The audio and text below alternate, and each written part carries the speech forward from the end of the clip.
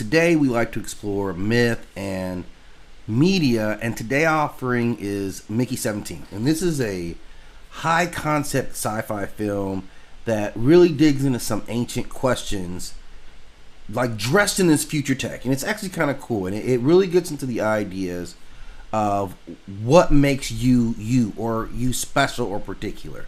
And this is a great film. Director, Bong Joon-ho from Parasite and Snowpiercer. And he blends this like kind of political world wrapped in this post-apocalyptic kind of like, it's a very strange, unique kind of world. And he takes us from this novel written by Edward Ashton. And this has got some decent talent. So it's, Robert Pattinson, who I didn't always like, but he plays Mickey Barnes, who's the main character. And he's got some great supporting cast. This Naomi Aki, Stephen Yu, Toni Collette, Mike Ruffalo. And he has this signature style that I'm noticing from this director I think is really cool. And there's a lot of symbolism in here for us to talk about. So let's get right into it, okay?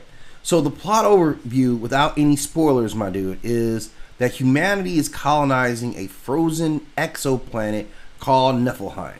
And Mickey is an expendable, a disposable human sent on suicide missions only to be resurrected the next day through cloning. But when one Mickey dies and the next one wakes up, are they both existing at the same time?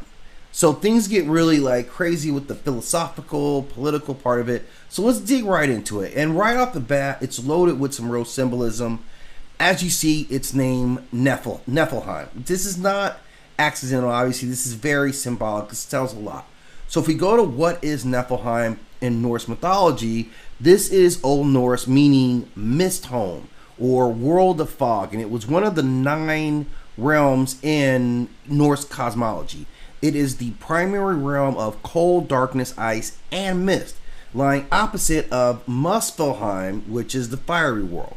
Now, these two worlds being on the extreme opposites of ice and cold, like had a meeting point, and it became this creation for life point, this void called Gununga Gap. And in that realm, in that space between these two, that's where life got started. Okay, so this place sits like at this convergence where the creation of life takes place. Now, interestingly, it also contains Helheim, which is the realm of the dead, obviously, and ruled by Hel. So Niflheim is the place of both a womb and a tomb in terms of the origin story and its oblivion realm. It's all in that place. So, they're saying a lot by the choice that they tie into with this mythology. Then, of course, there's the characters. And Mickey is like this myth character. He is offering his body again and again and again to build a world that isn't going to be his. He's not just expendable. He is a sacrifice archetype. There's shades of this rhythm that is like, it's almost Osarian, where he is broken and he dies and he's broken in these pieces and he's rebuilt. So there's a lot going on with this character, and Pat does a brilliant job kind of representing multiple characters, and he does it well.